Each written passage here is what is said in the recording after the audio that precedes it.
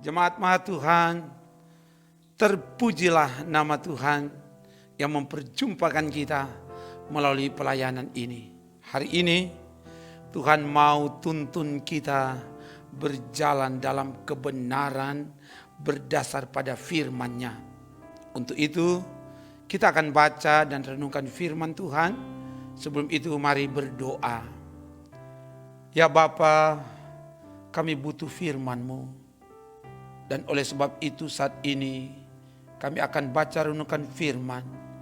Kami sangat terbatas untuk memahami kebenaran firman-Mu. Tapi kami punya Engkau ya Allah yang sungguh tidak terbatas. Biar Engkau yang singkapkan kebenaran firman. Mampukan kami menemukan apa kehendak-Mu. Dan itulah yang akan kami ejawantakan di hidup ini.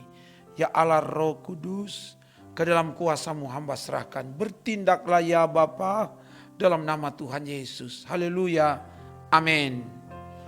Bacaan firman Tuhan saat ini dibaca dari Injil Lukas 14 ayat 25 sampai 35. Ini bacaan MTPJ Gemim. Dan oleh sebab itu mari kita membaca dari Injil Lukas 14 ayat 25 sampai 35. Begini dikatakan. Pada suatu kali banyak orang berduyun-duyun mengikuti Yesus dalam perjalanannya. Sambil berpaling ia berkata kepada mereka, "Jikalau seorang datang kepadaku dan ia tidak membenci bapanya, ibunya, istrinya, anak-anaknya, saudara-saudaranya laki-laki atau perempuan, bahkan nyawanya sendiri, ia tidak dapat menjadi muridku. Barang siapa tidak memikul salibnya dan mengikut aku, ia tidak dapat menjadi muridku. Sebab siapakah di antara kamu yang kalau mau mendirikan sebuah menara, tidak duduk dahulu membuat anggaran biayanya? Kalau-kalau cukup uangnya untuk menyelesaikan pekerjaan itu, supaya jikalau ia sudah meletakkan dasarnya dan tidak dapat menyelesaikannya, jangan-jangan semua orang yang melihatnya mengejek dia sambil berkata, orang itu mulai mendirikan tapi ia tidak sanggup menyelesaikannya. Atau raja manakah yang kalau mau pergi berperang melawan raja lain, tidak duduk dahulu untuk mempertimbangkan apakah dengan 10.000 orang ia sanggup menghadapi lawan yang mendatanginya dengan 20.000 orang? Jikalau tidak, ia akan mengirim utusan selama musuh itu masih jauh untuk menanyakan syarat-syarat perdamaian. Demikian pula lah tiap-tiap orang di antara kamu yang tidak melepaskan dirinya dari segala miliknya tidak dapat menjadi muridku. Garam memang baik, tetapi jika garam itu juga menjadi tawar, dengan apakah ia diasinkan? Tidak ada lagi gunanya, baik untuk ladang maupun untuk pupuk, dan orang membuangnya saja. Siapa mempunyai telinga untuk mendengar, hendaklah ia mendengar." Demikian bagian firman. Jemaat Maha Tuhan, bagian firman disampaikan bahwa banyak orang berduyun-duyun mengikuti Yesus dalam perjalanannya. Ayat 25 dari bacaan kita. Perjalanan di sini menurut penginjil Lukas ini menunjuk kepada Yesus yang sedang dalam perjalanan menuju ke Yerusalem. Nanti dibaca dalam Injil Lukas 9 ayat 51. Orang banyak yang berduyun-duyun mengikuti Yesus menuju ke Yerusalem punya harapan untuk mengalami mujizat-mujizat yang dilakukan oleh Yesus. Seperti menyembuhkan orang sakit, nanti dibaca di Injil Lukas pasal 5, membangkitkan orang mati, nanti dibaca di Lukas 7 ayat 11 sampai 17, mengusir roh jahat di Injil Lukas pasal 8 ayat 26 sampai 39. Dan banyak lagi mujizat yang lain yang dilakukan oleh Yesus. Ada yang memiliki harapan secara politis supaya Yesus menjadi raja dan membebaskan mereka dari kekuasaan Romawi. Juga harapan untuk mendapatkan berkat mendirikan menara di ayat 28 sampai 30 bacaan kita. Ada yang mengharapkan akan mendapatkan kekuasaan, mendapatkan kemenangan. Ayat 31. Dari harapan itu ternyata berbeda dengan apa yang diajarkan oleh Yesus. Ayat 26, Yesus katakan, jikalau seorang datang kepadaku dan ia tidak membenci bapaknya, ibunya, istrinya, anak-anaknya, saudaranya laki-laki atau perempuan, bahkan nyawanya sendiri, ia tidak dapat menjadi muridku. Membenci dalam bahasa Yunani misei atau miseo, artinya kurang mengasihi atau berani melepaskan semua kepentingan keluarga. Jadi syarat untuk menjadi murid Yesus, menjadi pengikut Yesus, bukan semata untuk mendapatkan sesuatu, tapi rela kehilangan sesuatu, rela meninggalkan kepentingan pribadi, rela meninggalkan kepentingan keluarga, dan memprioritaskan, mengutamakan kepentingan Tuhan. Itu juga yang diajarkan oleh Yesus dalam perumpamaan orang yang berdalih, tidak menjawab undangan Tuhan, tidak menjawab panggilan Tuhan, tidak memprioritaskan Tuhan dengan berbagai dalih, berbagai alasan. Pertama, kalau dibaca di Injil Lukas pasal 14 ayat 15 sampai 20 itu, alasan yang pertama yaitu karena baru membeli ladang, jadi harus pergi melihat, sehingga dia tidak menjawab undangan panggilan Tuhan.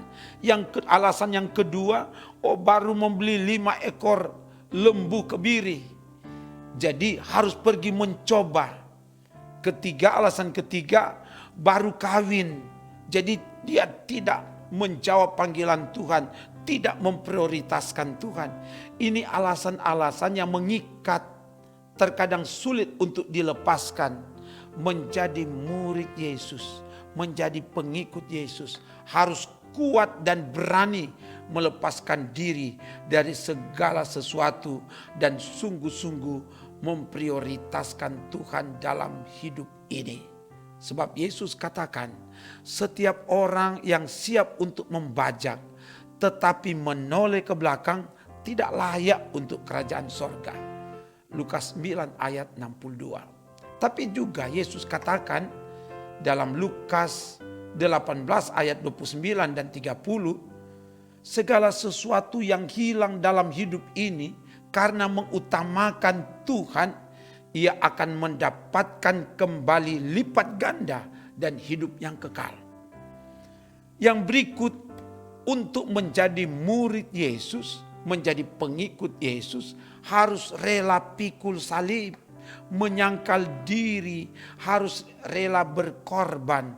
Ayat 27 dalam bacaan kita tadi. Di situ dikatakan, barang siapa tidak memikul salibnya dan mengikut aku, ia tidak dapat menjadi muridku.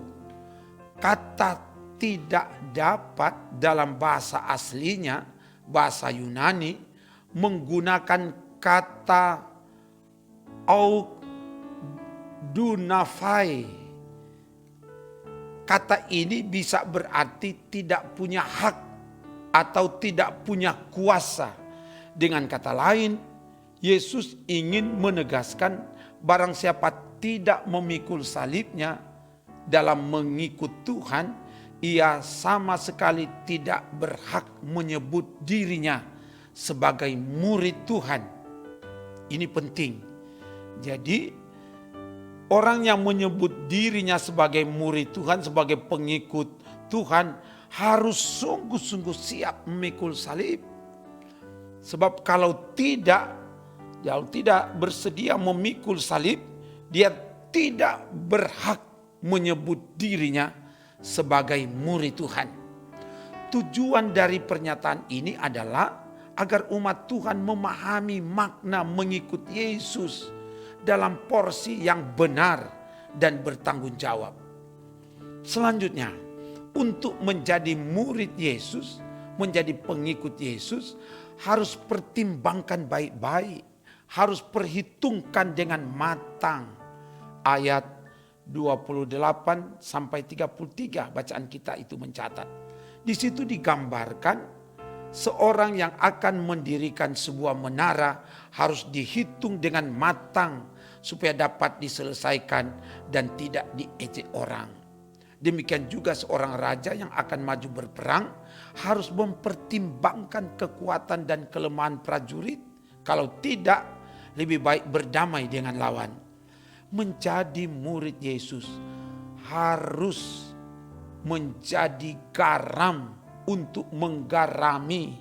Sebab apabila garam menjadi tawar, tidak ada gunanya lagi selain dibuang.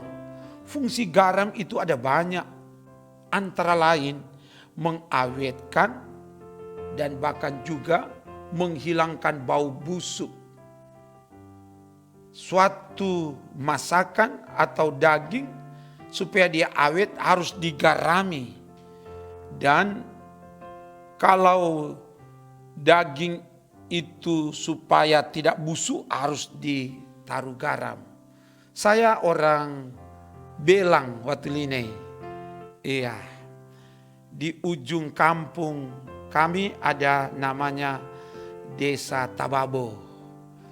Biasanya dulu di Tababo itu kalau ada binatang mati, ada kambing mati, terkadang mereka buang ke sungai. Buang ke sungai itu hanyut sampai di belakang kampung Watulinei. Ketika ada di belakang kampung Watulinei, di situ kambing yang sudah mati itu sudah membusuk, itu mengganggu orang-orang yang ada di sekitar situ. Karena sudah mengganggu, sudah bau busuk, maka orang-orang yang ada di sekitar situ mereka berupaya kambing itu dihanyutkan terus supaya sampai ke laut. Ketika tiba di laut, kambing yang sudah bau busuk itu, bau busuknya hilang. Kenapa hilang? Karena sudah digarami oleh air laut, air asin. Jadi fungsi garam antara lain menghilangkan bau busuk. Dan oleh sebab itu, sebagai murid Tuhan, kita harus menjadi garam, menghilangkan pikiran, rancangan, dan perbuatan-perbuatan yang busuk. Jemaat Maha Tuhan, belajar dari kebenaran firman ini kepada kita diingatkan sebagai murid Tuhan, sebagai pengikut Tuhan, kita dituntut untuk mengutamakan kepentingan Tuhan di atas segalanya, daripada kepentingan keluarga, kepentingan pribadi, kepentingan kelompok. Ini yang harus diingat. Sebab kalau tidak demikian, kita tidak layak menjadi murid Tuhan. Pendek kata, kepentingan Tuhan, kepentingan Yesus menjadi segalanya. Dia di atas segalanya. Makanya ada lagu Kidung Jemaat 396. Yesus segala-galanya, mentari hidupku. Dia yang harus menjadi segalanya dalam hidup ini. Dan juga kita diajak untuk ada kerelaan berkorban, menyangkal diri dan memikul salib. Juga diingatkan agar dalam mengambil keputusan, segala sesuatu yang mau diputuskan, yang mau dikerjakan, harus dipertimbangkan diperhitungkan dengan matang supaya tidak mendatangkan kekecewaan. Jadilah murid Tuhan, pengikut Tuhan yang menggarami lingkungan di mana kita ada, sehingga kehadiran kita datangkan sukacita, datangkan damai sejahtera bagi banyak orang. Semoga demikian. Terpujilah nama Tuhan. Haleluya. Amin. Mari berdoa. Ya Bapa, terima kasih atas firman-Mu. Biar firman ini mengantar kami untuk menapaki hari hidup ini. Kami semakin memprioritaskan Tuhan dalam hidup ini. Engkau segalanya di hidup ini. Apalagi dalam melaksanakan kerja pelayanan, dari perangkat pelayanan, Tuhan tolong berkati perangkat pelayanan yang ada di Gemim Bukit Moria Rike Manado, termasuk di dalamnya tim multimedia, supaya semua yang kami mau kerjakan, semua diutamakan kehendak Tuhan yang menguasai gerak kerja pelayanan kami dalam nama Yesus. Dan semua umat Tuhan, anggota jemaat Tuhan yang ada diberkati oleh Tuhan dalam segala aktivitas hidup. Biar Tuhan lancarkan dan sukseskan, dan diberkati juga program-program pelayanan yang ada untuk kegiatan pembangunan rumah Tuhan. Berkati panitia, para pekerja dan seluruh perangkat pelayan dan bahkan seluruh anggota jemaat, supaya bergandengan tangan, bersatu padu membangun pekerjaan Tuhan sehingga sukses, nama Tuhan diagungkan, dimuliakan. Berkati bangsa kami, pemimpin-pemimpin bangsa kami, presiden, wakil presiden dan semua jajaran sampai ke daerah, provinsi, kabupaten, kota yang ada. Berkati Pak Gubernur, Wakil Gubernur Sulawesi Utara bersama juga dengan Bupati, Wakil Bupati, Wali Kota, Wakil Wali Kota dan semua jajaran, seluruh masyarakat yang ada. Tuhan jaga bentengi supaya terhindar dari sakit, terhindar dari bencana, terhindar dari malapetaka, terhindar dari penularan virus corona. Nyatakanlah kuasa penjagaan pembentengan-Mu siang dan malam.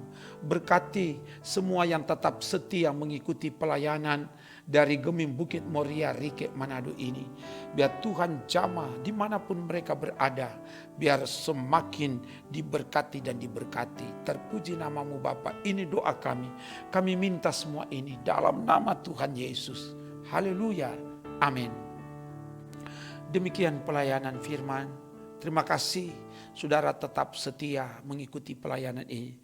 Kami selalu doakan Tuhan memberkati saudara. Kamu sangat berarti dalam hidup kami.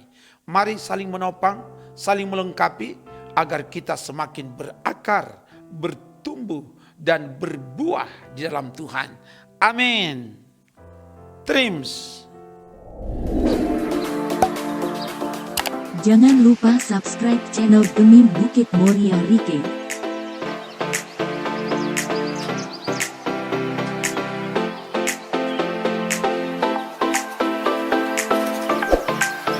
Dan nyalakan lonceng di samping kanan untuk memperoleh info terbaru mengenai ibadah-ibadah yang dilaksanakan. Salam sehat. Tuhan Yesus memberkati kita semua. Shalom.